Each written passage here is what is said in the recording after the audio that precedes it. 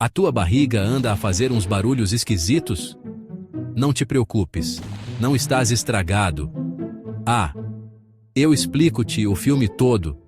Esse roncar vem do teu sistema digestivo a dar o máximo. Quando os músculos da tua barriga estão ali a misturar comida, ar e líquidos, é que faz aquele barulho que toda a gente conhece. E, pode acontecer mesmo que estejas de papo cheio. Se a tua barriga já te denunciou a história numa aula toda caladinha, manda aí um "já me calhou" nos comentários e segue para mais curiosidades sobre o corpo.